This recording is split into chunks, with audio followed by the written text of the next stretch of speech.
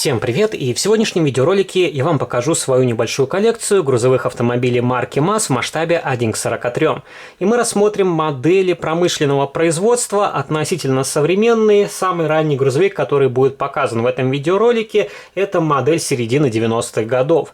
Автомобили ручной работы и старые советские масштабные копии в этот видеоролик не будут включены, но если у вас будет интерес, то мы продолжим серию, и во второй части я вам покажу и более редкие модели и старые советские экземпляры. И начнем, пожалуй, мы с моделей многоосных грузовиков. Это современная реинкарнация ранних моделей от Иликона. И эти грузовички я приобретал 3 или 4 года назад, когда только они появились в продаже. И сложно сказать, то ли это Иликон наладил перевыпуск, то ли какая-то сторонняя компания выкупила оснастку и делает модели под брендом Иликон. И первые грузовики были в классической схеме окраски, которые повторяли старые советские модели. Бортовой грузовик в темно-зеленом цвете, цистерна в пожарном исполнении. И чуть позже появился вот такой вариант в окраске технической службы, а вместо пожарного автомобиля стал автомобиль-топливозаправщик в ливрее Аэрофлот. Но я не стал покупать уже другие схемы окраски, мне хватит двух базовых моделей, тем более у меня в коллекции был бортовой советский экземпляр, правда там потрескалась кабина, и тот грузовик не в самом лучшем виде, я тоже вам его показывал на основном канале. Если говорить о цене на эту модель, то она тоже вполне адекватная, потому что подобных грузовиков промышленным способом никто так и не делает. У ССМ есть многоосники, но там совершенно другой ценовой диапазон, начиная с 10 тысяч. И также есть модели ручной работы, например, от мастерской Байволк, но там еще более высокая цена, и, естественно, те модели выпущены совсем ограниченным тиражом. А это вполне массовое, хорошее, добротное изделие. Здесь металлическая рама, металлическая кабина и металлический моторный отсек. И если мне не изменяет память, боковинки на моторном отсеке здесь расположены наоборот. На первом раннем иликоновском МАЗе с этой стороны была боковинка вот такого вида, а вместо этой была, которая располагается на левой стороне на новоделе. И, конечно, этот грузовик можно доработать, потому что по современным меркам он смотрится довольно просто. Например, поставить харьковскую резину, вырезать отверстие, сделать нормальную сеточку из водоотравления, окрасить внутренности кабины, заменить светотехнику, также окрасить кузов, и тогда будет вполне хорошее конкурентоспособное изделие. И это довольно тяжелый и большой грузовик. Здесь в кузов уместится обычный сидельный тягач марки МАЗ. И второй грузовик – это точно такая же база, только вместо кузова установлена автоцистерна. И также здесь есть лафетный ствол, но эта деталь не фиксируется на кронштейне, она просто свободно вращается, поэтому я держу ее в отдельном пакетике, и сам ствол здесь сделан из металлической трубки.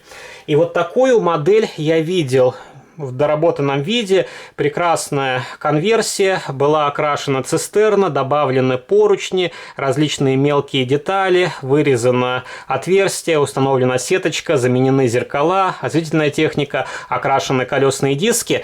И также на эти грузовики были наборы для доработки, плашки, которые вставлялись, вот внутренность рамы, и там получались карданные валы, другие узлы, и в целом вот такие доработки значительно улучшали вид модели. И давайте уберем пожарный грузовик, чтобы он нам не мешал. И несмотря на то, что моделей у меня не так много, они все же занимают довольно прилично место, потому что это грузовики с полуприцепами. И я надеюсь, эта конструкция вокруг меня не рухнет и модели не повредятся. Так что поддержите видеоролик лайком, и я постараюсь больше делать подобных видеообзоров. И следующая модель – это автомобиль пожарного тушения на базе МАЗ-200, и это машина из серии «Наши грузовики». И модель мне досталась в качестве приза, я выиграл ее на одном мероприятии, так бы в коллекцию ее не покупал. Здесь довольно простая кабина, которая взята от ранних МАЗов от автоистории. Здесь дверные ручки, поручни отлиты вместе с кабиной единым целым, просто сделана осветительная техника, тем более у меня одна фара залита клеем, получается такой вот одноглазый грузовик. И пластиковая рама, пластиковая надстройка, и похожая машина также выходила в наборе для самостоятельной сборки AVD Models, и там надстройка была сделана из полимера. Но детализация той надстройки намного лучше, чем вот у этого промышленного изделия. И если мне не изменяет память, такой же грузовик выходил в рамках проекта «Автомобиль на службе» или «Автолегенда СССР» грузовики. Уже не помню, от Де Агостини. И, по-моему, машина ничем не отличалась от вот этого переиздания в коробочках «Наши грузовики». И пишите ваши комментарии, кто знает точнее. Честно сказать, уже за журнальной серией я особо не слежу, и эти модели практически не покупаю. У меня за прошедший год было приобретено только 2 грузовика из серии «Наши грузовики». Это был КАМАЗ и ГАЗ. И из журнальной серии я приобрел только КАМАЗ 5320, тоже на него делал видеообзор. И следующий грузовик — это обычная бортовая платформа, классический МАЗ-200. И эту модель в таком необычном синем цвете я приобрел с хорошей скидкой, по-моему, за 599 рублей. Как раз была распродажа, и у Автоистории был еще один вариант окраски, по-моему, ярко-оранжевый. Эти грузовики, конечно, не были столь популярны, потому что в коробочках Start Scale Models этот грузовик вышел в классическом темно-зеленом цвете. И я думаю, я его впоследствии заменю на более привычный глазу грузовик, потому что, конечно, вот такой ярко-синий не самый правдоподобный, хотя есть фотографии в интернете с настоящим грузовым автомобилем, но это уже, скорее всего, перекрас. И здесь точно такая же кабина, как на предыдущем грузовике, тоже пластиковая рама, пластиковый кузов, ну и довольно примитивная модель. Я на ней изначально ставил другую резину, но потом вернул оригинальную, потому что другая резина немножко не влезает в блистер, она чуть шире, и, в принципе, эту модель тогда нужно хранить на открытой полке. Следующий грузовик – это сидельный тягач, тоже из такого же семейства МАЗ-200. Здесь я поставил покрышки Ultra Grip от Maestro Models. Эта модель сделана чуть лучше, чем предыдущие. Здесь уже дверные ручки и поручни в виде отдельных элементов, и также немножко другая кабина. И, как вы видите, здесь получается верхняя часть кабины – это пластиковый элемент. И такую модель также с хорошей скидкой продавали в коробочках Start Scale Models, но уже не стал брать, мне хватит вот такого бежевого грузовика. И для этого грузовика я отдельно покупал полуприцеп в зеленом виде. Это полуприцеп от Автоистории, тоже у ССМ был аналог, но не стал брать более дорогую версию, потому что особых отличий нету. И, по-моему, на полуприцепе от Start Scale Models тоже пластиковая рама. И вот это именно тот критерий был в пользу Автоистории, потому что практически нету никакой разницы. И вот так выглядит эта сцепка, тоже вполне симпатичная. И я видел, некоторые люди покупали 2 таких полуприцепа и делали автопоезд, тоже довольно интересно, но уже не стал покупать вторую модель, буду довольствоваться этим. И, кстати, к этому грузовику можно поставить еще самосвальный полуприцеп. Он, конечно, более современный, и я сюда поставил другую резину ID304, но он тоже вполне симпатично смотрится с этим сидельным тягачом. Конечно, если делать такую сцепку, нужно будет поставить такую же резину Ultra Grip. И этот полуприцеп изначально у меня задумывался под сидельный тягач от нашего автопрома. Темно-зеленый грузовик, но здесь нужно растачивать седло, чтобы полуприцеп плотно сидел на сцепном устройстве. Тоже получается вполне хорошая сцепка. И это ранняя модель от нашего автопрома с металлической рамой и с чуть лучшей детализацией кабины. На более поздних МАЗах 500-го семейства уже сделали некоторые упрощения, нарисовали поворотнички, также упразднили поворотники сбоку, но это как бы другая версия, но если взять вот такой современный МАЗ новодельный, он тоже будет иметь упрощение. Здесь самое главное отличие – это пластиковая рама. Ну и, конечно, качество этих моделей сильно упало. Посмотрите, какие прекрасные квадратные покрышки. Специально не стал их менять, но очень интересно смотрится вот в таком виде грузовик. Ну и, конечно, Здесь я демонтировал седло, потому что разбирал заднюю тележку, чтобы ее подкорректировать. Она тоже была криво приклеена и забыл поставить седло обратно. И для этого седельного тягача у меня тоже есть полуприцеп от нашего автопрома. Но он не совсем подходит к этой модели, потому что если установить его на седло, то при повороте тягача задние крылья будут задевать за выдвижные опоры. И этот полуприцеп у меня вот здесь. Он тоже в голубом цвете, здесь съемный тент. Вполне хорошая модель, и я думаю, что в скором времени подобный полуприцеп все же выйдет у Start Scale Models. Они как раз начали серию семейства 500-х МАЗов. Пока что у меня в коллекции нету 500-го МАЗа от SSM. Я посмотрю, какие еще варианты окраски выйдут, но потом начну собирать эти модели. Конечно, объективно у Костромы модель намного лучше. Там и кабина в масштабе, здесь она чуть-чуть переразмерена, и со всеми недостатками, ну, та модель смотрится более богато, там откидывается кабина и лучше детализация ходовой части. Но получается тоже вот такая довольно симпатичная сцепка. Конечно, можно окрасить колесные диски под цвет полуприцепа, чтобы грузовик был более нарядным. И также покажу вам еще один МАЗ от нашего автопрома, только с бортовой платформой. Это вариант Автоэкспорт, тоже уже более упрощенная модель, но здесь еще металлическая рама. Это несомненное преимущество, и такие модели сейчас можно найти в продаже относительно недорого. Они стоят дешевле, чем журнальные аналоги, и, как многие из вас знают, журнальные серии – это просто какой-то гибрид нашего автопрома, автотайма, и немножко добавили от Костромы. Там, по-моему, как раз резина, взятая от костромских МАЗов. Ну, вот тоже такой грузовичок.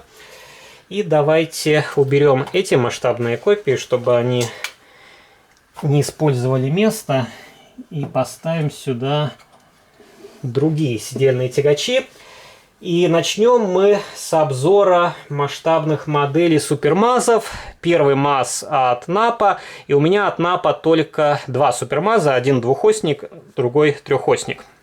Если, конечно, выбирать между продукцией Автоистория и Напом, лучше возьмите модель от Аиста, если они будут в одну цену. Если дешевле Нап, то можно взять эту модель, у нее не откидывается кабина. И здесь также немножко отличаются дверные ручки. Ранний вариант у Напа, более поздний у Автоистории. Окрашен интерьер, также здесь окрашена серебристой краской подложка под осветительную технику. Вполне хорошие колесные диски, но они чуть больше, чем должны быть в 43-м масштабе, и это отчетливо заметно на трехоснике, который я вам покажу чуть позже. Я как раз на нем менял резину на харьковскую, и после демонтажа покрышек они немножко раздулись и уже не вставали на другие колесные диски. И, конечно, тоже качество здесь сборки не самое лучшее. Вот видите, короб заляпан белым клеем.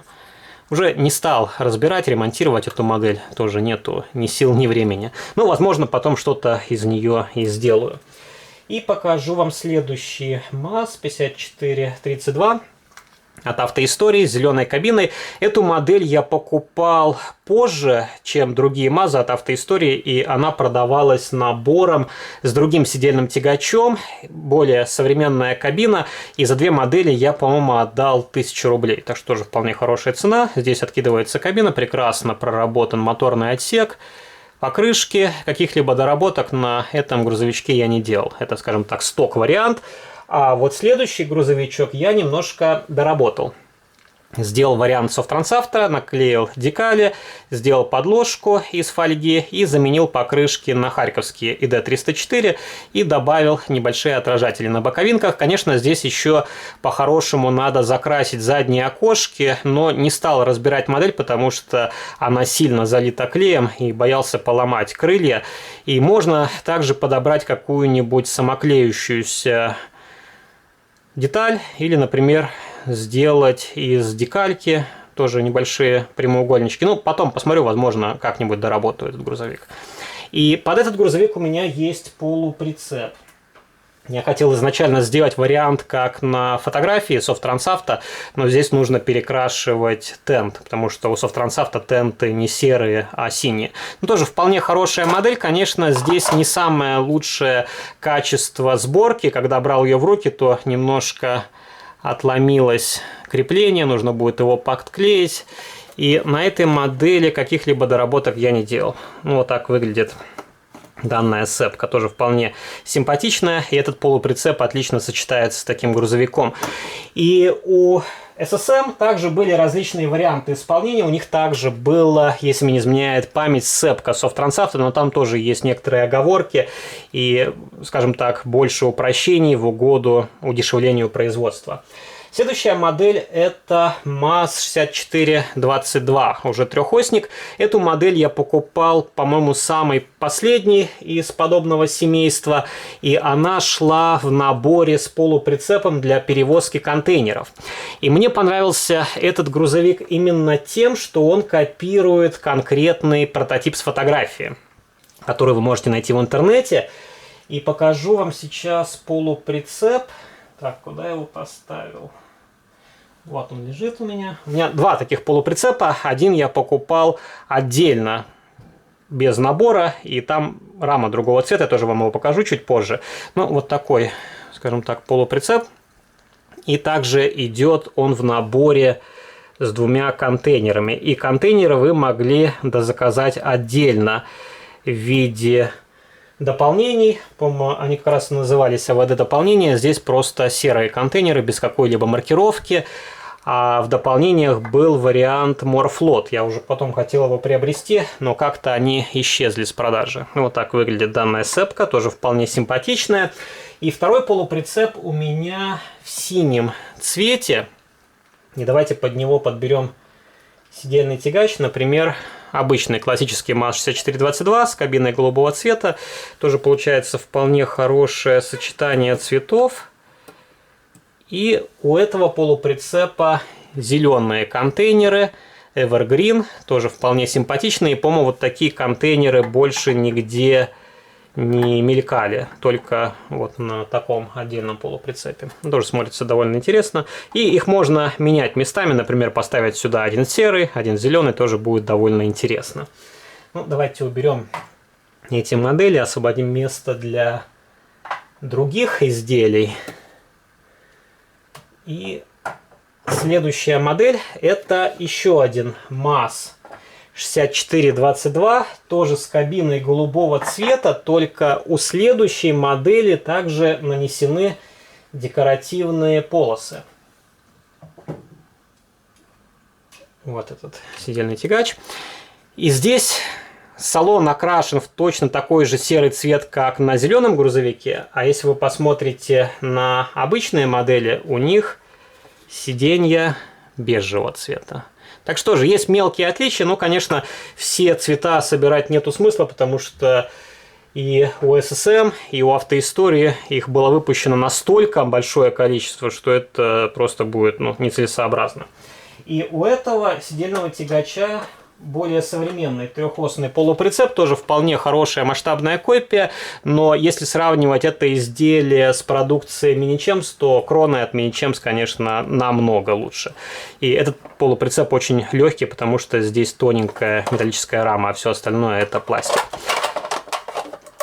И эти полуприцепы тоже встречались в различных вариантах окраски. Самая последняя модель, которую я видел от автоистории, это был современный тягач с кабиной темно-зеленого цвета, и полуприцеп тоже был окрашен в цвет кабины тягача. И у меня в коллекции есть еще одна модель такого же полуприцепа, которую я покупал раньше. И не будем доставать ее из коробки, она абсолютно идентична вот этому варианту исполнения. И вообще с продукцией Костромы не стоит спешить. И вот уже много раз я убеждался, что когда вы покупаете первую модель, потом она переиздается в более правильных вариантах окраски. И бывают наборы, которые по цене выгоднее брать, чем модели по отдельности. Поэтому в некоторых случаях лучше подождать и приобрести, скажем так, то, что вы изначально хотели, а не брать какие-то компромиссы. Следующая модель – это трехосный сидельный тягач от нашего автопрома. Тоже вполне симпатичное изделие. Здесь хотел изначально наклеить декали Софтрансавто, но если делать модель по прототипу с фотографией, нужно искать специфичные декали, а не те, которые продаются в универсальных наборах. Поэтому он у меня в таком чистом виде. Здесь только поставил хариковские покрышки. Ну, нужно доработать выпускную систему, потому что здесь она болтается, не окрашена, а так это вполне симпатичное изделие. Здесь присутствует обтекатель, козырек над лобовым стеклом. И эта модель тоже хорошо смотрится с различными полуприцепами. Следующая модель это МАЗ-5432 с кабиной бежевого цвета. И как раз вот эта модель была в наборе с тягачом с зеленой кабиной. Здесь точно такой же двигатель, по большому счету точно такая же рама, остальные детали тоже взаимозаменяемы, только на более современном другие колесные диски, сзади колпаки стоят и другая осветительная техника. У меня таких МАЗов два, опять же. Первый тягач я покупал, когда он только появился в продаже, и на него уже делал доработки.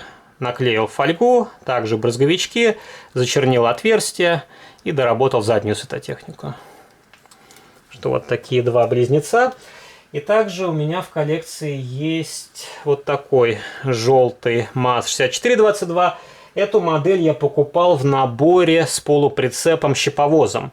И тоже на нее была вполне хорошая цена.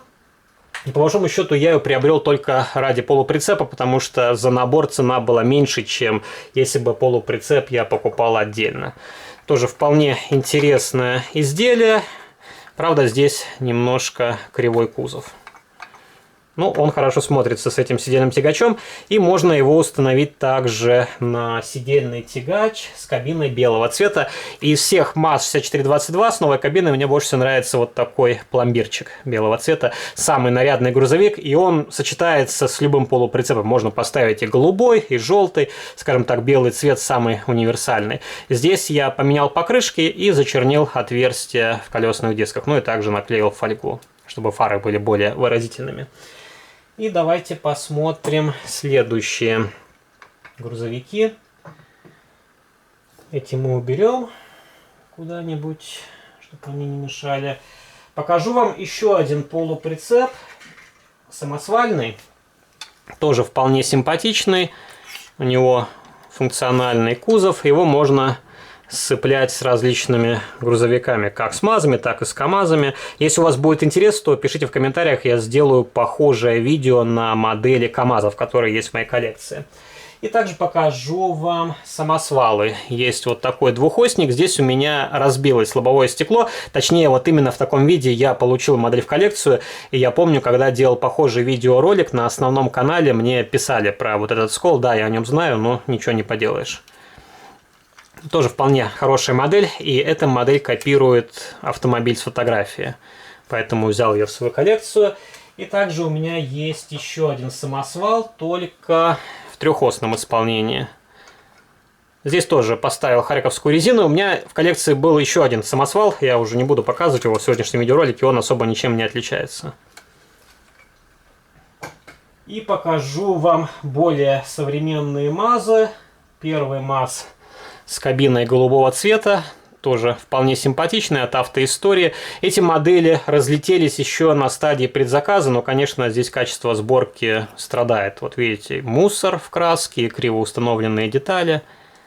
И сейчас, опять же, эти МАЗы выпустили в других вариантах окраски, и в наборах такой МАЗ сейчас взять значительно дешевле, чем эта модель стоила тогда. Так что тоже, я говорю, не стоит торопиться, и, как говорится, выигрывает тот, кто умеет ждать. Но иногда, скажем так, особо не вдаешься в подробности, и хочется приобрести модель как можно раньше. Ну вот тоже такой МАЗ. И у меня такой МАЗ есть в коробочке Start Scale Models, у него кабина, скажем так, такого бордового цвета. И вот эту модель я немножко дорабатывал. Поставил здесь другие покрышки Continental от Maestro Motors и зачернил отверстия на колпаках. И здесь мне кабина нравится больше по цвету, чем на зеленом варианте. Она тоже откидывается, и у автоистории тоже откидывается кабина. Особых отличий нет, и в этом плане лучше брать вот такие МАЗы от автоистории. Если у вас руки растут из правильного места, вы можете все самостоятельно доработать и собрать, и это будет более качественно, чем сделанное в Китае. И вот такой желтенький МАЗ у меня есть. Здесь тоже грузовик немножко забавный, потому что у него пластиковые детали по тону отличаются от кабины. И это не то, что со временем они стали отличаться, они вот были изначально такие. Уже не стал его перекрашивать. В принципе, если вы хотите перекрашивать модель, то лучше взять изначально набор AVD Models, и там уже не нужно снимать краску, скажем так, вот это бестолковое занятие по подготовке модели к последующему перекрасу. И покажу вам две последних модели. Это большегрузы MAS от Start Scale Models. Лимитированное издание. Первый MAS 525. Я тоже на него делал детальный видеообзор. И такой MAS у SSM был еще в темно-зеленом варианте окраски, но купил уже вот этот вариант, когда темно-зеленого не было. И, по-моему, этот я покупал по акции немножко дешевле. И тоже, в принципе, для истории хорошо иметь такую модель. И последний MAS — это многоосный карьерный самосвал. Его я покупал, когда эта модель была новинкой, но, по-моему, так и не сделал на нее детальный видеообзор.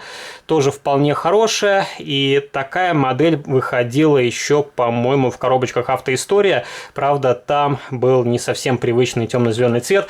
И также были наборы AVD Models. Модель есть у меня в наборе, но она так и не собрана. Оставил ее, скажем так, как вот такой раритет на память, чтобы видеть, из чего была сделана модель. Очень тяжелая. Здесь металлическая рама, металлическая кабина и металлический кузов. И тоже, в принципе, тираж этих моделей 540 экземпляров. У меня автомобиль под номером 154.